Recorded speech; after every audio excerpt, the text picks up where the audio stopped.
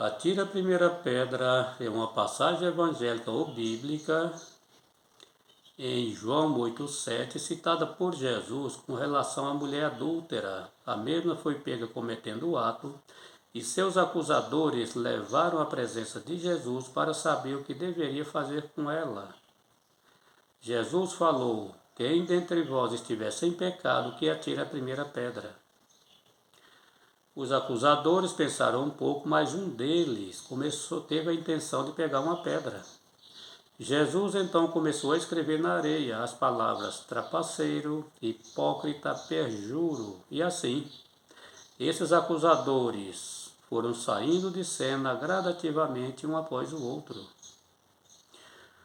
A passagem nos chama atenção para que possamos ser precavidos em termos de crítica, julgamento ou condenação, porque na verdade, muitas vezes, nós pensamos que estamos acertando e estamos errando devido a determinados condicionamentos em determinadas situações, porque, no meu ver, quem deve julgar são justamente os tutores de alguma forma ou os juízes como é de direito.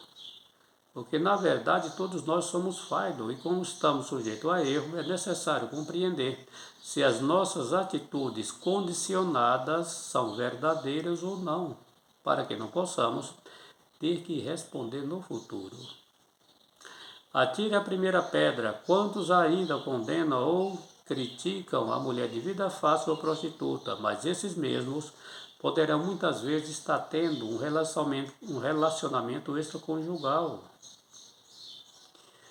Muitos condenam aquele que comete crime, roubos ou assalto, e na verdade essa pessoa pode muito bem ser corrupta em sua vida. Há quem critique quem faz o uso excessivo de álcool, ou seja, o embriagado, e na verdade essa pessoa poderá muito bem ter outros vícios, o fumo, e muitas vezes o sexo em demasia, fazer uso de drogas ilícitas, trazendo aí prejuízo para o seu corpo, mas principalmente para o espírito, quando passar dessa vida para outra. Atire a primeira pedra. Quantos ainda fazem uso do nome de Deus em vão? Deus me livre, Deus me guarde. Se Deus quiser, tudo vai acontecer ou não vai acontecer. Sangue de Jesus tem poder. Então, esse condicionamento de muitas pessoas poderão levar a ter que responder no futuro o mau uso do nome de Deus, porque, na verdade, muitos falam o nome dele em situações muito simples que não têm necessidade. Por isso, devemos entender muito bem o que está escrito. Não pronuncieis o nome de teu Deus em vão. Mas as pessoas muitas vezes não interpretam de forma adequada aquilo que está escrito. Atire a primeira pedra.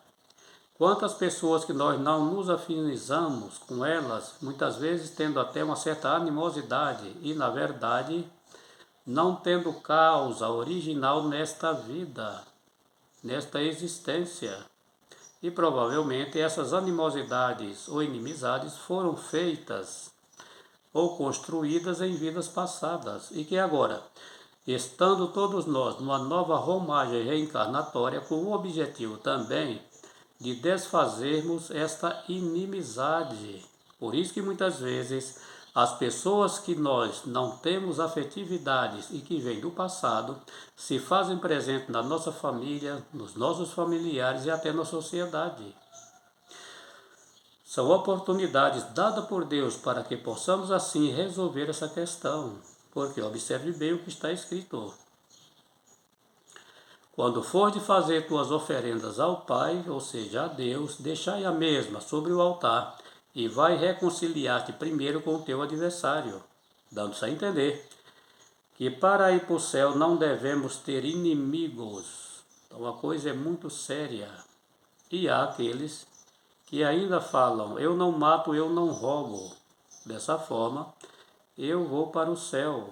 Mas o meu entendimento não é bem assim. Porque todos os atos que nós cometemos fora da lei, sempre vai causar em nós uma certa energia desagradável e que fica impregnado na nossa alma ou no nosso espírito. Dessa forma, não podemos ir para o céu estando com a alma ainda suja de uma certa forma.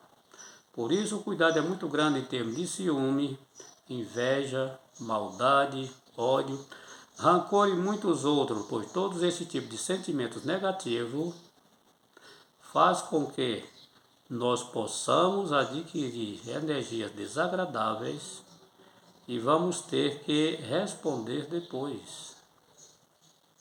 Ainda está escrito, observe bem, certa vez o Senhor ou o rei pediu para que os seus servos pudessem fazer um convite aos trabalhadores de fora para uma festa que esse rei ia dar em sua casa. O convite foi feito e no dia aprazado apareceram aí os convidados estando presentes nessa festa.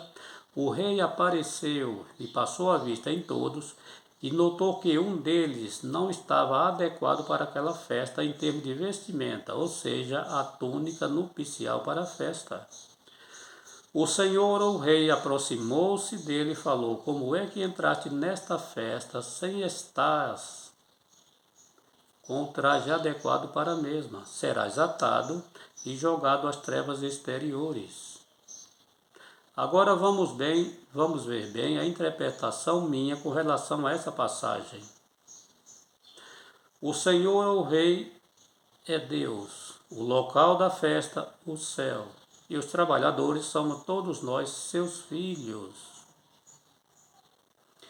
E observe bem que para se fazer presente esta festa no céu, o traje adequado é justamente a santidade, onde esse espírito, esta alma, ela brilha, não tendo aí manchas ou pesos diferentes. Tudo isso nós devemos compreender. Serás atado significa serás reencarnado, porque na verdade a reencarnação, a alma ou o espírito está preso ao corpo físico. Serás jogado às trevas exteriores, é justamente outros mundos, aonde esses que estarão à esquerda do Cristo irão reencarnar novamente para continuar a sua evolução espiritual. Porque, na verdade, depois do julgamento final, aqueles que realmente estiverem à direita do Cristo irão para um lugar melhor. E os da esquerda do Cristo vão para um lugar de prantos e ranger de dentes, conforme está escrito, que é justamente o mundo onde eles irão reencarnar novamente, porque lá o sofrimento é pior do que o sofrimento aqui na Terra.